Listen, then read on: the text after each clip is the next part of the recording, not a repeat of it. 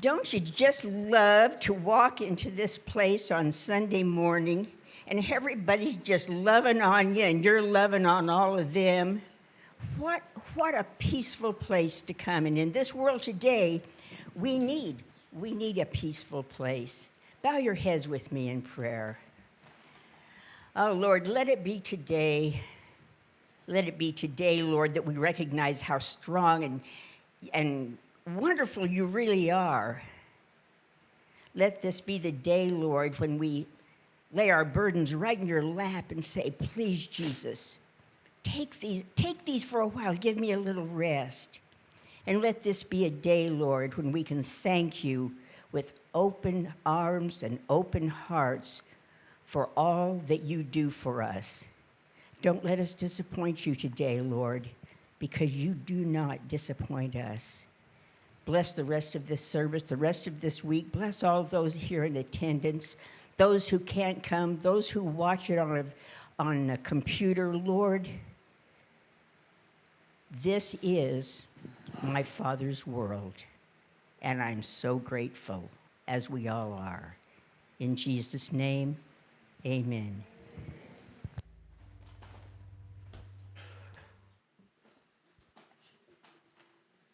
If you're able, please stand with us.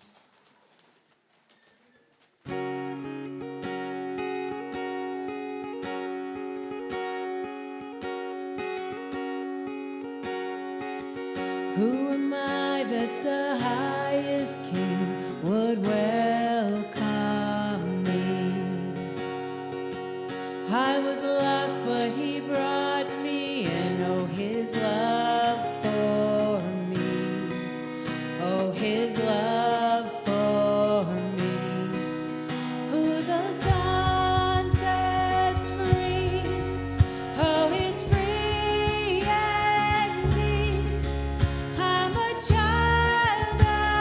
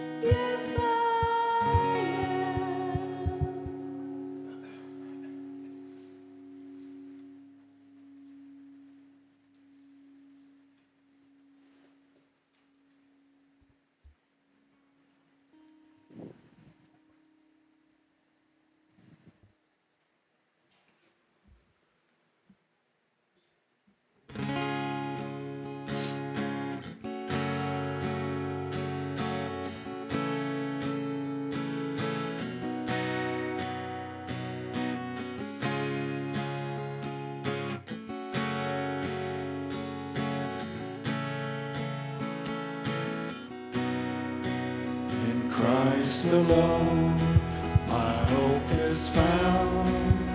He is my light, my strength, my song. This cornerstone, this solid ground, firm through the fiercest drought and storm.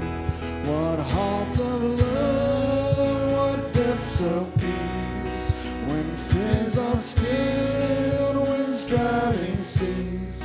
My comforter, my all in all, here in the love of Christ I stand.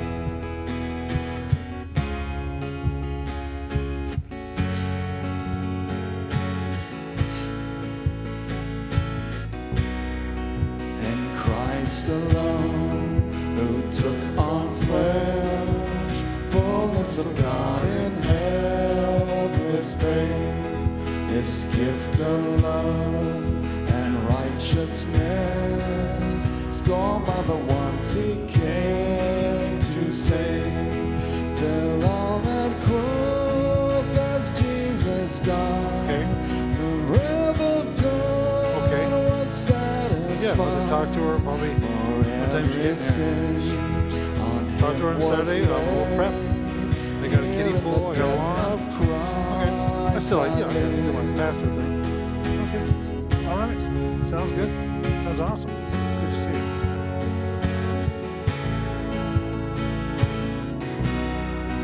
There in the ground, his body lay, light of the world by darkness slain, and bursting forth in glorious day, up from the grave he rose again, and as he stands in victory, since curse has lost its grip on It may be wrong. for I Next. am his, and he is mine, bought with the precious blood of Christ.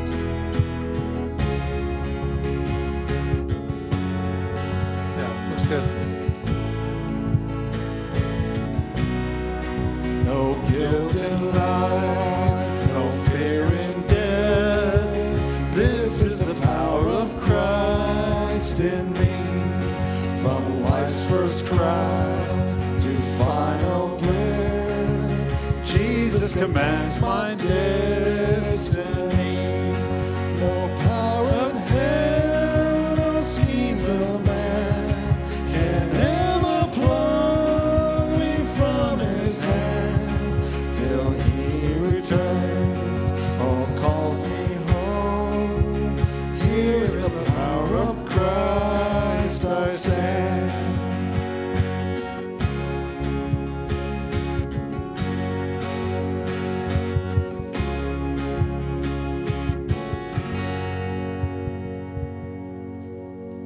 Please have a seat.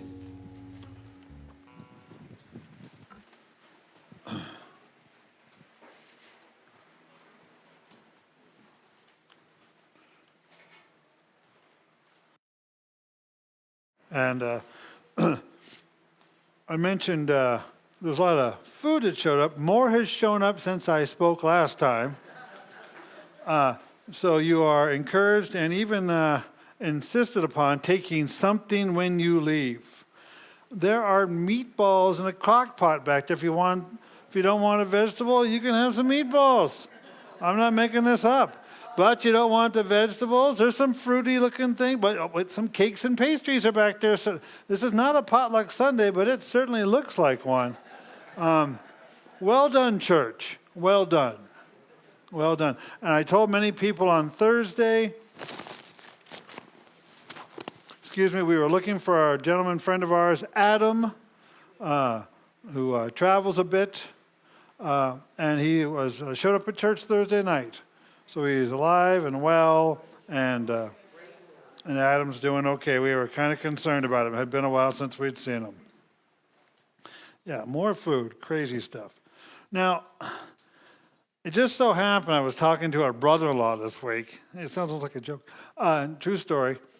We mentioned a phrase that might be a good idea for a sermon title.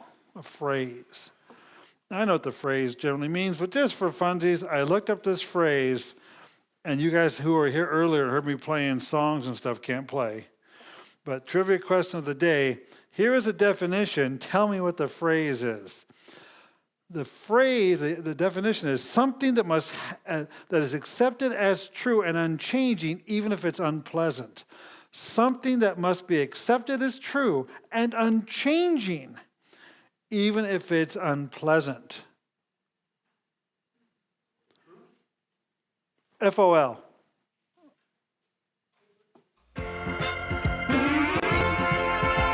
You take the good, you take the bad, you take them both, and there you have the facts of life.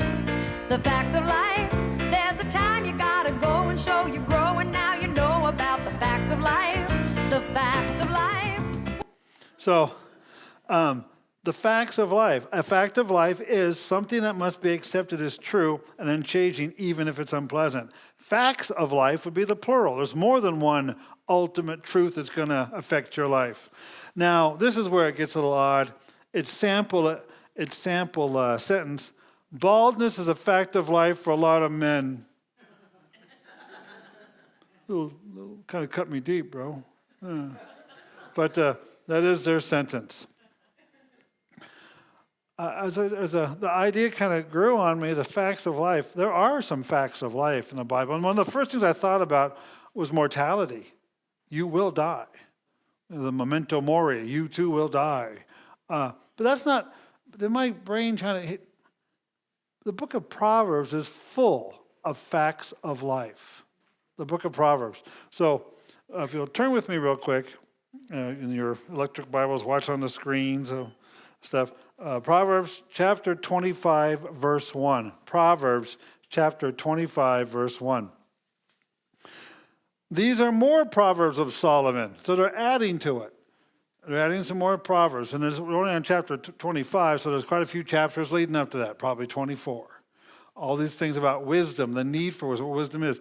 Then around chapter 10, you start, the first several chapters are the need for wisdom and understanding. Find it, get it, it's life-changing. Listen to wise people. Well, in chapter 10, you start getting these little short sayings, these proverbs, proverbial sayings. And here it says they were the Proverbs of Solomon, as the first part of this sentence. Solomon lived around, his reign was 20 years, plus or minus on both sides, of 925 BC. So we're talking close to 3,000 years ago. So this is old. I mean, 1,000 years, 100 years. In fact, when we talk about some of the stuff we're doing today, electricity is fairly modern when it comes to, we're talking about thousands of years. And here, these words are coming to us from 3,000 years ago. Now, it does say they were compiled by the men of Hezekiah, king of Judah. Hezekiah was a king of Judah, and then when they put this together, it's probably closer to 700 BC. His writings from 900 BC, and he's admitting he's putting them together, 700 BC. Still a long time ago. Everything I chose to talk about today is from chapter 25, though I moved some little sayings around in a different order. So I will bounce around on the number, but you'll get the point, because each little saying makes a point. You don't need to read a chapter of them. In fact, when you read them, if you just read a whole chapter and go, oh, you're not getting the point.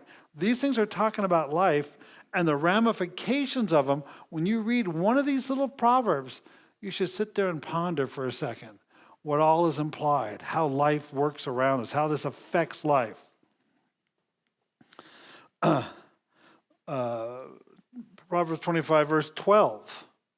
Like an earring of gold or an ornament of fine gold is the rebuke of a wise judge to a listening ear. So we'll break it apart. Like an earring of gold, something valuable, something, or an ornament of fine gold, again, jewelry, finery, is a rebuke of a wise judge to a listening ear. A wise person tells you you're doing something wrong and you listen to it, it's like having jewelry on. You're gaining. It's valuable.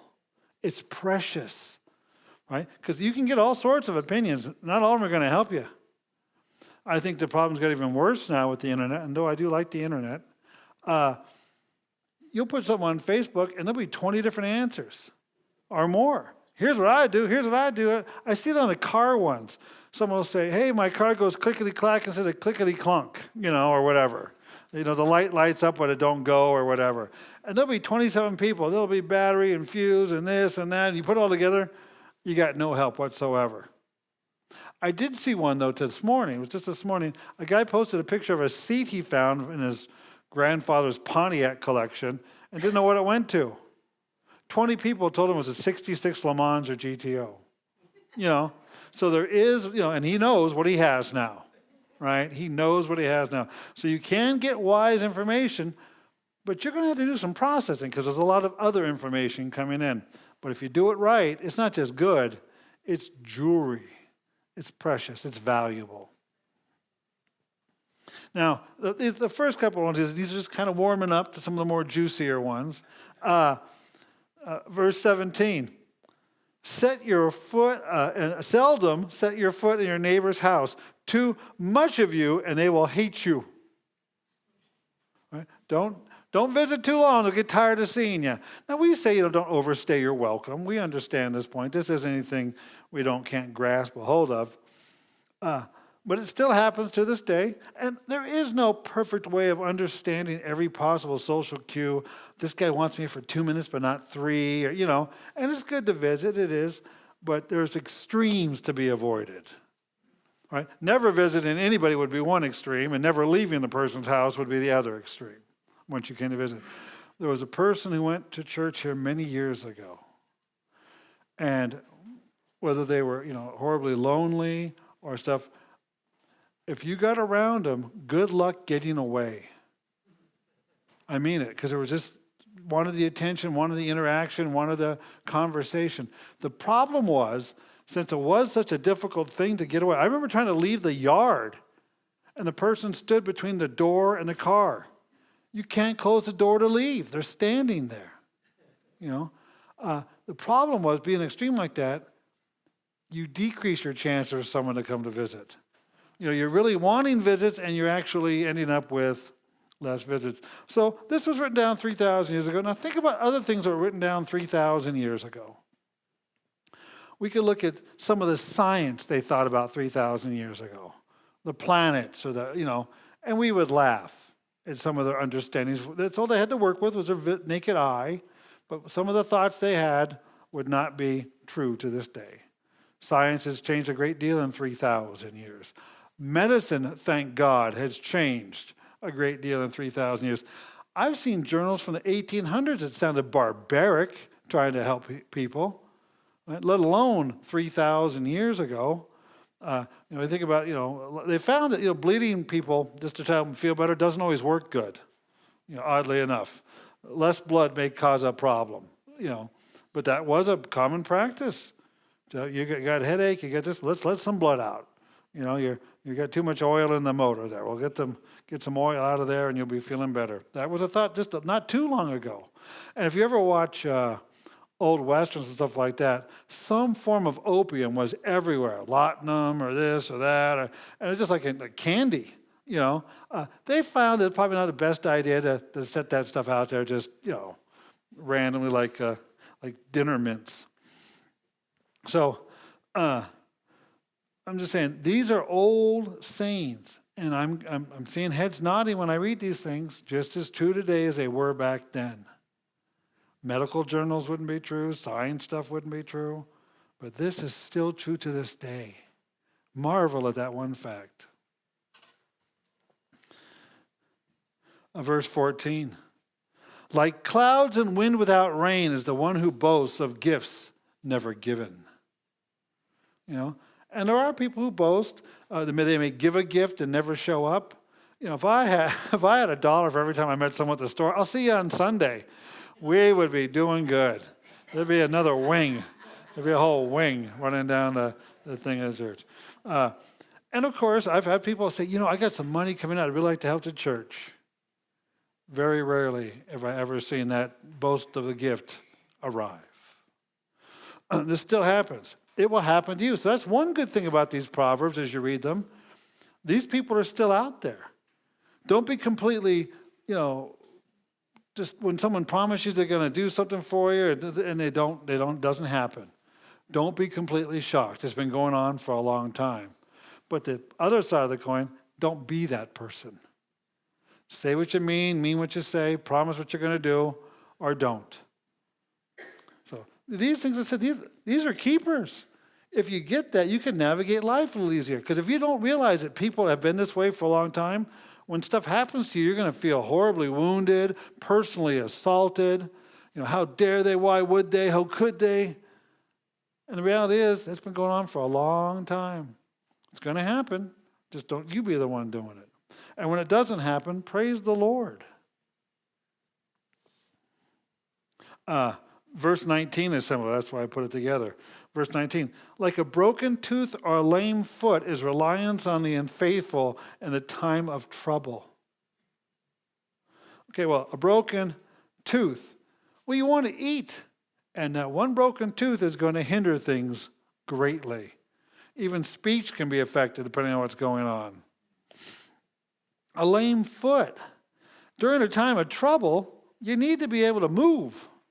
A lame foot is not going to help you during a time of trouble. But it's not talking about that. It's talking about reliance on the unfaithful in a time of trouble.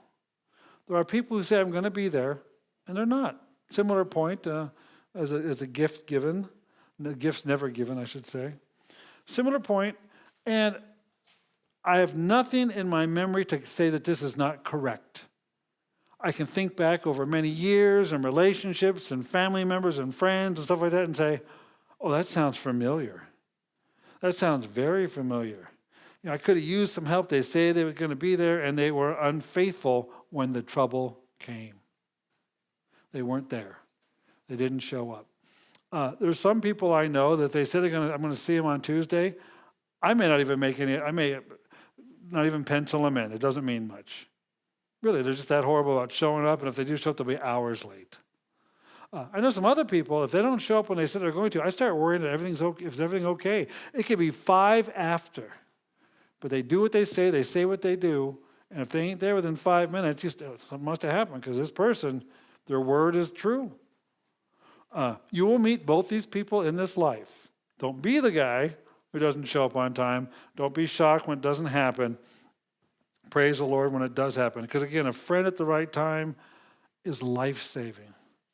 Life-saving. Really, things are hitting you from all sides and someone comes along and tries to help you. It can be a game changer. And we all have to navigate life. Now, does anyone here think you're not going to have problems in life? You're setting yourself up for a big fall. I don't know anybody. In fact, we could go around this room for any of us with any touch of gray in our hair whatsoever and just talk about what doctors we have. We'll have some of the same doctors, what medications we're on. We've had some problems. Some of them very serious. Open heart surgery would be fairly serious in that category. You think you're going to live in perfect health forever? Well, you hope maybe you might have a good run. I've known people who had a really good runs. It didn't last forever. Many years ago, Gwen and I went to visit a man I was supposed to help him move some stuff. And the guy walked in, and he was advanced in years. I'm not saying that. Some of you guys are looking good for your age. I would guess he was in his 70s, which, the average lifespan of a man, it's winking at it. That's it, winking at it. And you could tell when he walked, he was actually kind of buff. You know what I mean? He had that little squared off thing, you could tell in his shoulders. The guy worked out, right? He did. I mean, it was impressive. The only thing you also would notice, he's carrying an oxygen tank. Though he spent his whole life working out, and you could see it. It couldn't keep it going forever, and they found a spot and removed a lung. And his ability to make it up and down stairs was greatly hindered. And that's why I was there, was like carry stuff up some stairs.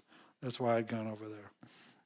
You can do good. I hope you do good. But don't expect you don't think you'll ever have a financial difficulty? Maybe you won't, but most of us would raise our hands. There's been some financial hardships. There's been some workplace difficulties. Maybe some of us have battled with unemployment. I mean, this just goes on. And if you're doing good, doesn't mean your family members are doing good. I know many of us, our kids are older. Some of us have kids who have gray hair.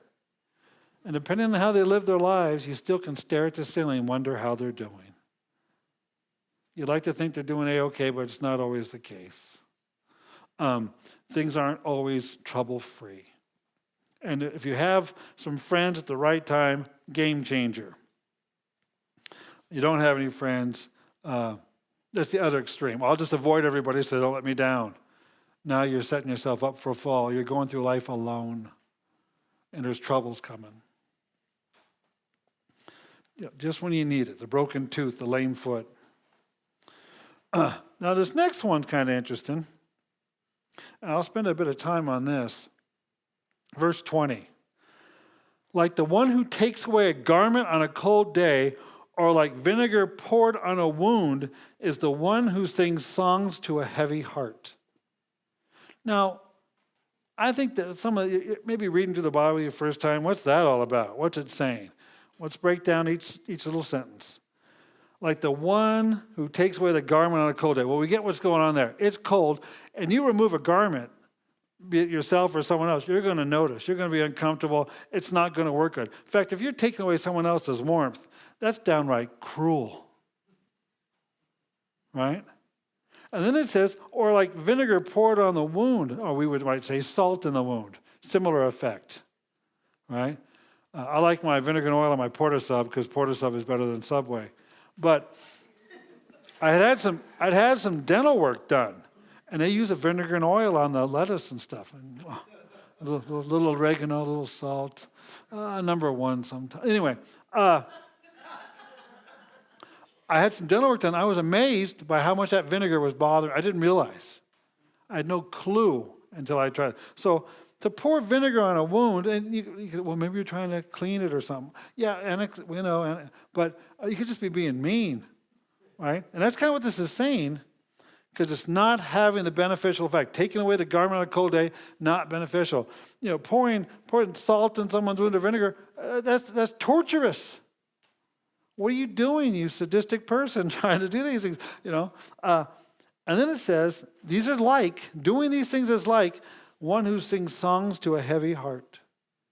Now, there is a time and a place where you're feeling kind of blue. We're not talking about depression. We're just talking about, and yeah, someone comes and say, hey, come on, let's go out. Let's go get some lunch. Let's get some sun. You know what I mean?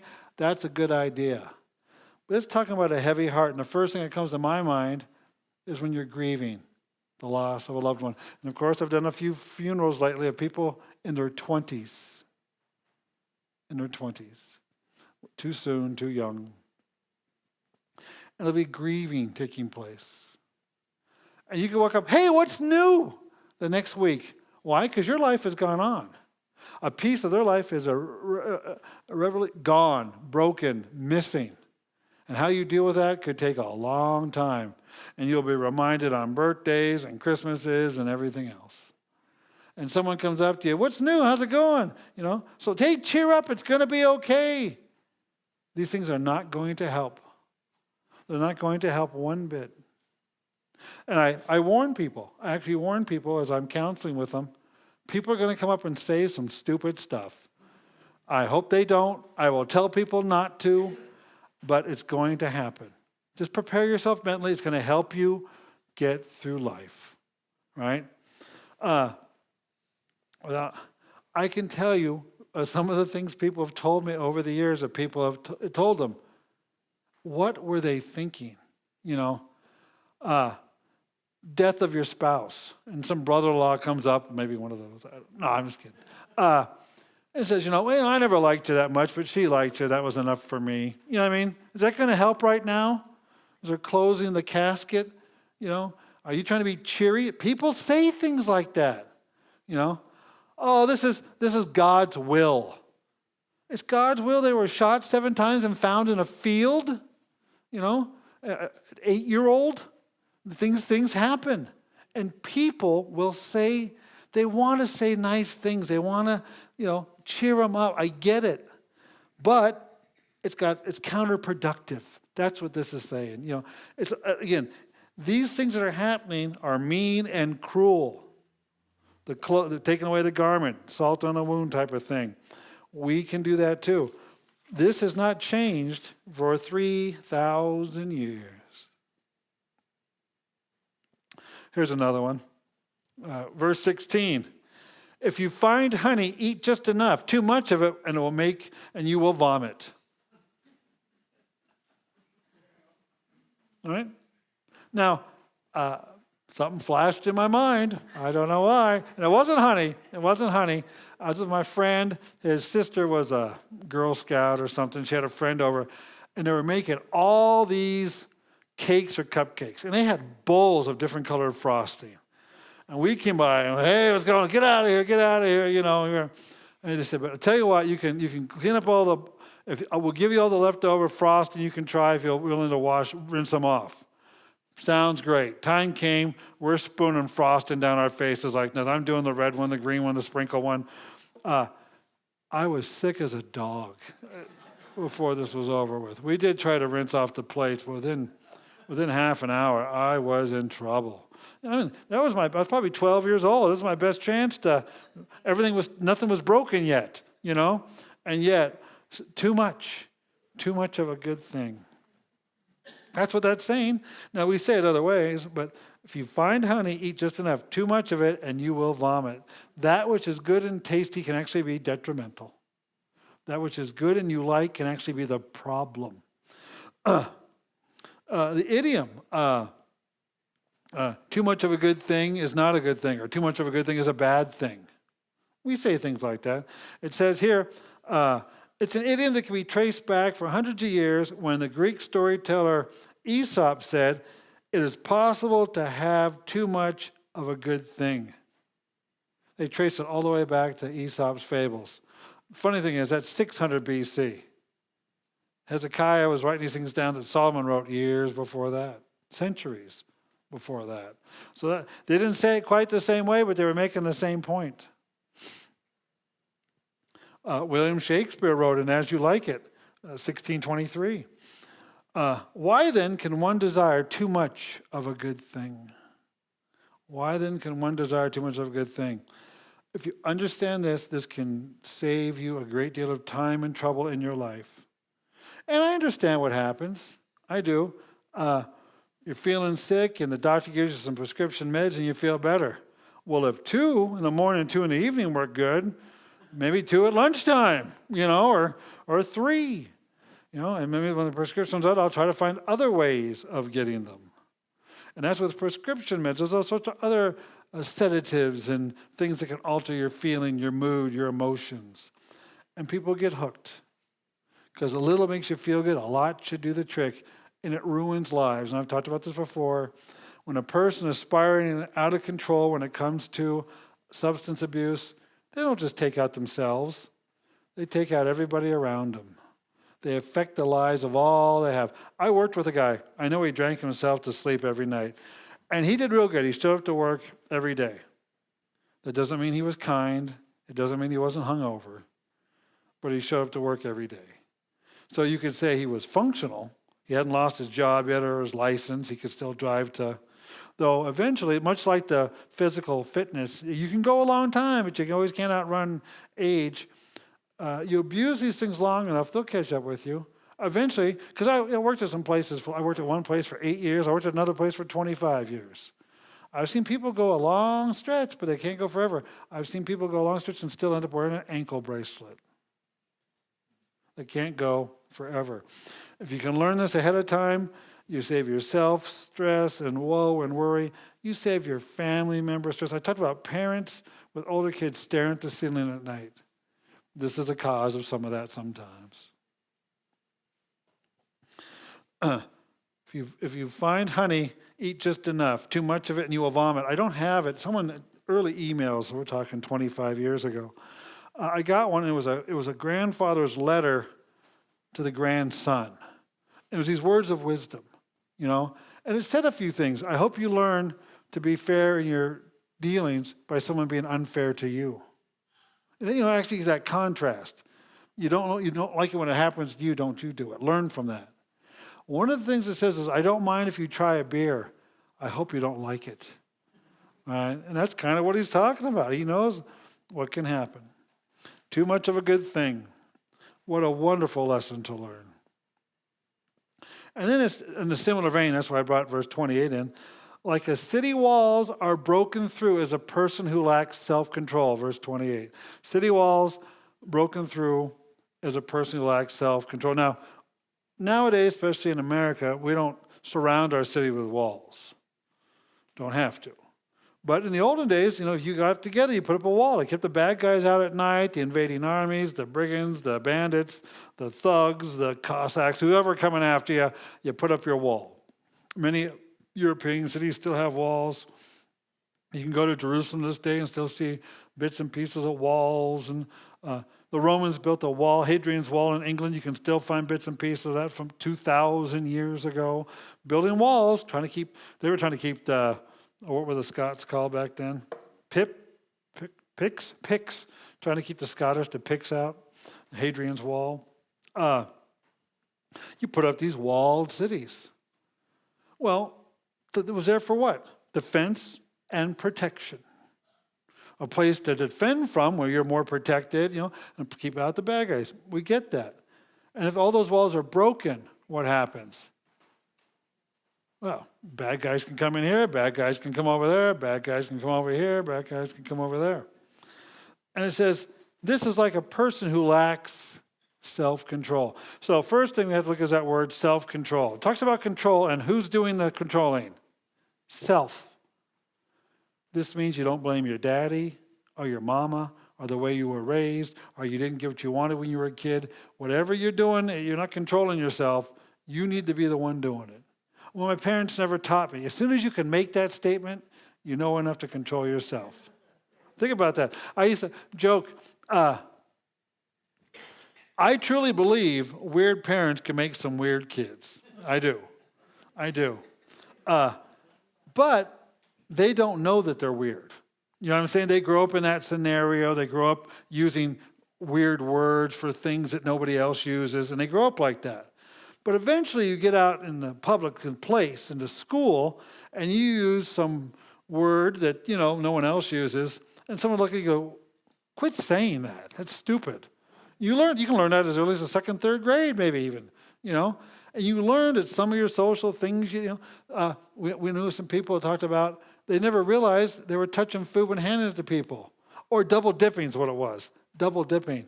And we know how you do this. You eat the tortilla, you put in the dip, take a bite, then put that same tortilla right back in the dip.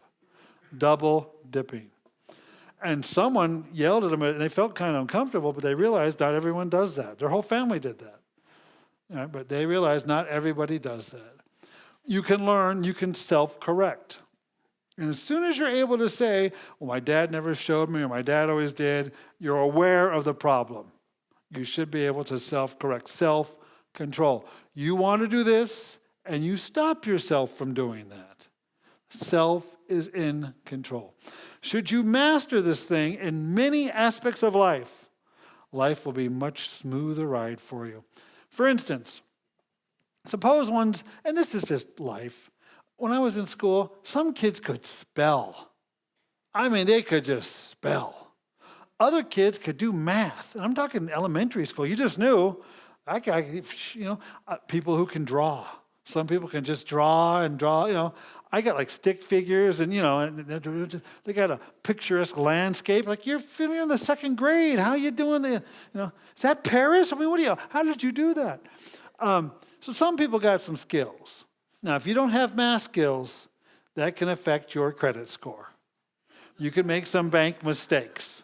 Some checks might be rubberized, if you know what I'm saying. Well, it's funny that you can't even talk about that anymore. Most people under 35 have never written a check. Did you know that? Most people under 30, 35 have never written a check. But you're going to have trouble with your finances because you can't do math. But here's a funny one. I know people who are very good at math and still have financial problems. You know why? Because you also have to have self-control. You can be good at math, but if you can't control your spending, you're going to have a hard time. You need to do two things, and I would say this to anybody. You need to plan. You need to save. Rainy day. Now, what's the extreme of saving? Hoarding. You never do anything. You never buy anything. You just keep hoarding the money, watching it grow, watching it stack. And then you die and someone finds all your money in your mattress. These stories have happened. That's one extreme. The other thing is spending the money the minute you get it. The transmission, we're talking about bad times coming, the transmission will go down. Nowadays, that's probably, well, it can be thousands nowadays with the more modern stuff and the way professional dealerships charge. The rebuild on my Muncie, for those who know what a Muncie is, my 4-speed was $1,200. And that's a manual 4-speed transmission. It was $400. And I took it to them. I handed it to them and picked it back up. So there wasn't any extra labor charges as far as disassembly and reassembly go. It was $1,200. Was it? No, I take that back. It was $2,200. That's what it was. Was that what it was? Yeah, 22. I was hoping for 12. That's where that number comes from. I was hoping for 12, and I ended up with 22. If you need that car to get back and forth to work, and you got saved for a rainy day, there's hope for you. You don't have the money, and you're not able to get to work now. Your problem's just compounded. Oh, now you don't have a job. How are you going to eat? Are you going to try to rent a car with what money? You didn't save any. This just goes on and on and on. Don't save, don't hoard, of course, but to save for rainy days is going to take self-control. Those of us who fight the battle of the bulge, self-control. Those of us who have medical conditions, more self-control. When I found out I was a diabetic, you know what? Dying didn't bother me so much. It didn't. Dying piece by piece bothers me, right? Toe, eye, maybe your kidneys start acting up. Diabetes will get you little by little over time. That bothers me. The doctor can't make me have more self-control. They can give me some pills, but not eating this and eating that will help me a great more, and that's going to take self-control because I really think a Hostess cupcake tastes better than squash. I do. I really do. I think a delicious breakfast food is Tony Tigers with some Pop-Tarts. I still call them Tony Tigers. I called them that since I was like 3. Frosted Flakes. Frosted Flakes. I know they taste better. But self-control. You learn some self-control, you're going to learn a lot. Self-control when it comes to all your desires. Think about that. How many people let their sensual desires get the best of them? Or even your desire to not be lonely in things people will do to try to not be lonely. They may end up with some strange bedfellows, to use an old term. Self-control affects so many things. I knew a person, he drove pretty aggressive.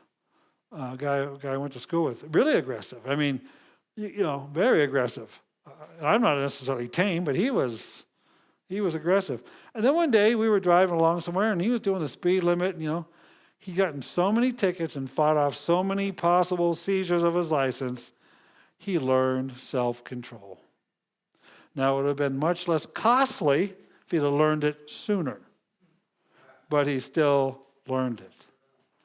He still learned it. So there's that. The tickets and the things. You learned his lesson, and that's a great thing. But you've heard me say before, it's good to learn from your own mistakes, but it's much less painful to learn from someone else's. You see other people doing these things, don't you do it.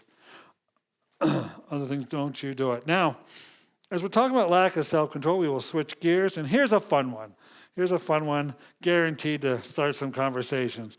Proverbs verse 24, better to live on the corner of the roof than share a house with a quarrelsome wife. Right? Think of, yeah, you going to put that on a T-shirt? I mean, what are you going to do with this, You can, but you're not getting any dinner tonight. You know what I'm saying? What are you going to do with this thing? But I get it.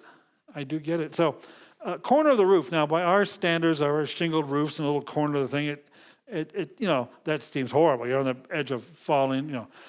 Some of the Jewish homes were a bit more square, and you can read where some of them actually had kind of the roof was flat with a kind of a patio thing. In fact, I think there's even an Old Testament law that you have to puts up fences and rails so no one would fall off your roof. Well, why would you do that? Who's supposed to be on your roof? Well, it was used as a patio type thing.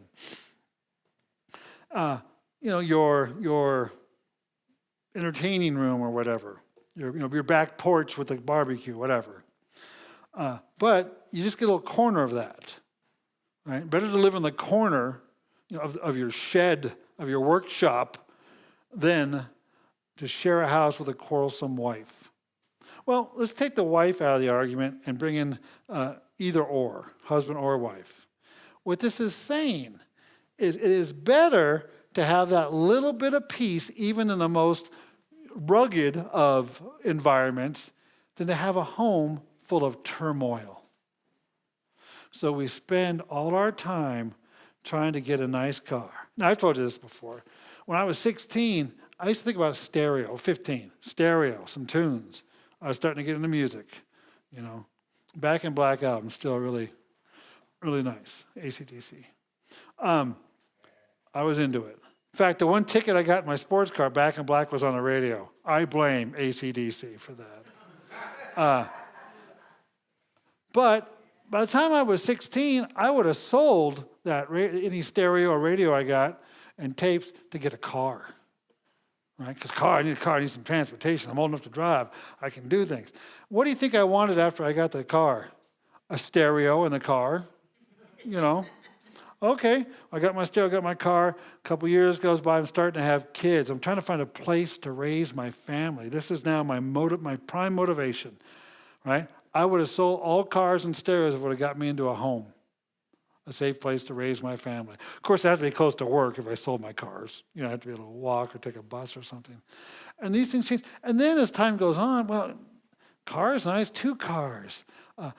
More possessions, more things. I always joke, drive around any one of the neighborhoods with 3-car garages during the summer. All doors are open, no room for a single car. Not every one of them's like that, but there's a lot like that. And I'm not saying you can't have lots of stuff. I'm saying, though, if you got a 3-car garage and can't fit a car in it, you got lots of stuff. That's all I'm trying to say. You've acquired lots of stuff. So now, let's suppose you're doing good financially. You got yourself a nice home. You got the tile and the things all worked out. And you got your cars, and you got your elaborate kitchens and an island in the middle, and you can open up the deck to the panoramic view. It means nothing if there's turmoil in the house. I found in my teenage years, as my house was falling apart, I didn't stay out all night carousing, though some people would do that just to get out of the house. What I didn't realize it for years. During the day, I would often be in my parents' bedroom because there was a TV there. And we lived in a 2-story. And at night, I would often be in the living room watching TV because there was a TV there. Basically, what was happening is whatever part of the house they were in, I was at the polar opposite. I didn't realize that for years. Why? Because of turmoil in the house. I didn't want to hear him fight anymore. I didn't want to hear him talk about divorce anymore. The house, which was a 2-story house, 4-bedroom, 2-car garage, I don't know how many thousand square feet, currently retails in San Jose for a cool $2 million. Wish we'd held on to that baby and sold it and split up the profits. We didn't. A $2 million home. And again, the San Jose is not the most fun because everyone lives there, but they live there for the reason. The weather's nice. I remember those days of my youth, and it all meant nothing because of turmoil in the house. If you can understand what's more important, not having turmoil in your house, then a humble meal and quiet with loving ones around you. Macaroni and cheese can be delicious, right? But you can have a sumptuous banquet, much like we have in the back room right now.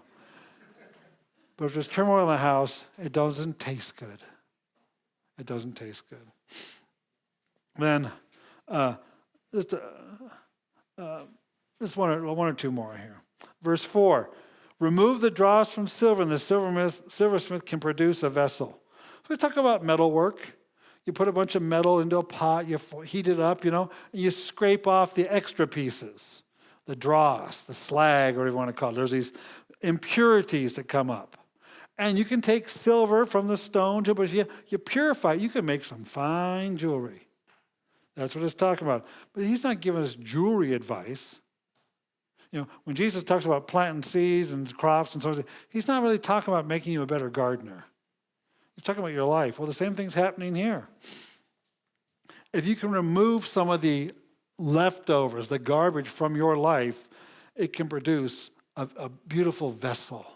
You know, think of something used like in the Lord's house, a silver bowl, or we have our little offering plate. It's probably not of precious metal, but you get the point. In elaborate temples, it would be of precious metals and beautiful, things like that. Let's talk about your life.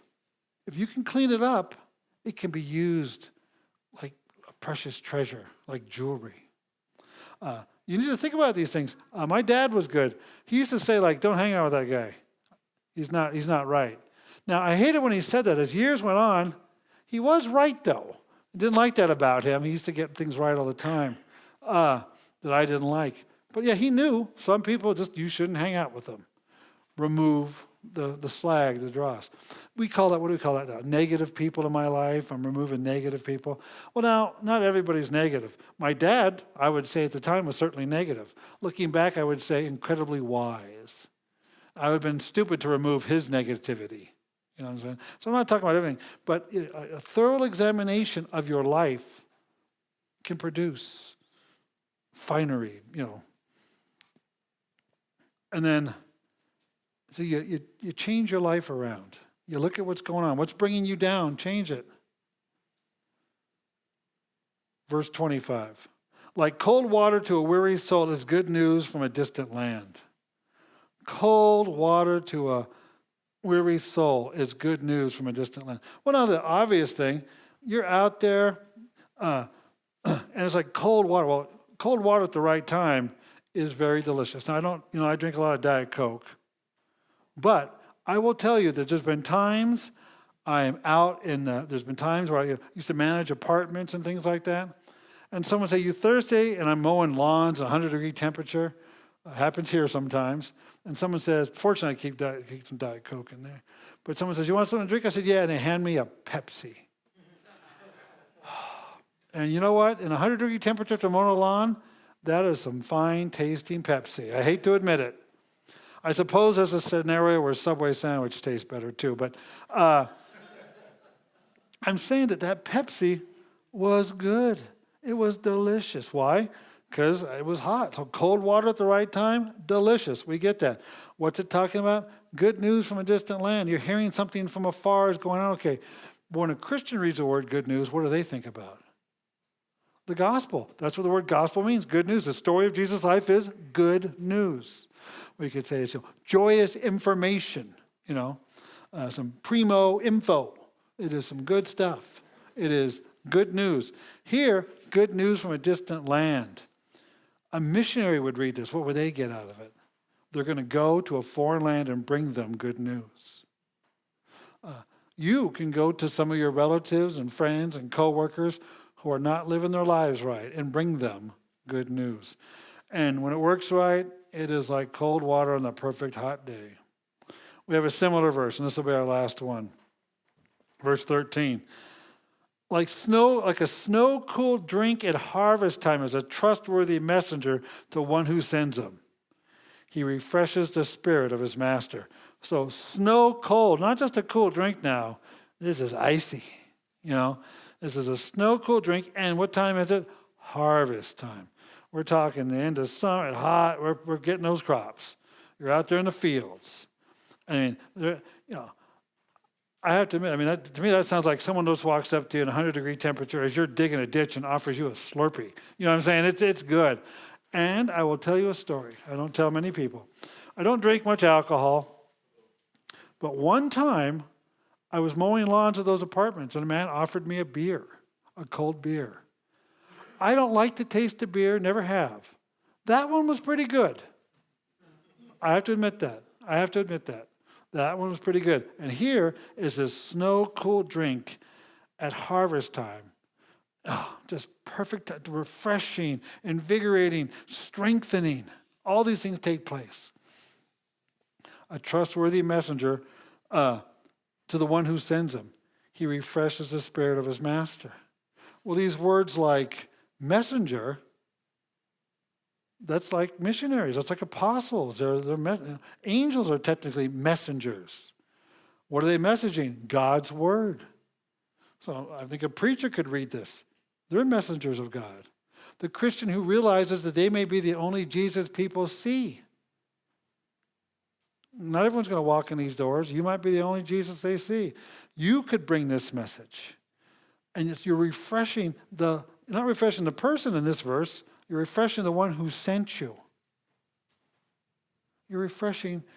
You think God can actually be refreshed? Jesus would be pleased with your actions? There will come a day when you do this right, God will look at you and say, well done, good and faithful servant. Remember that. Let us pray. Gracious Lord, may we learn from the wisdom of the ages. Your word speaks to our lives. It speaks truth.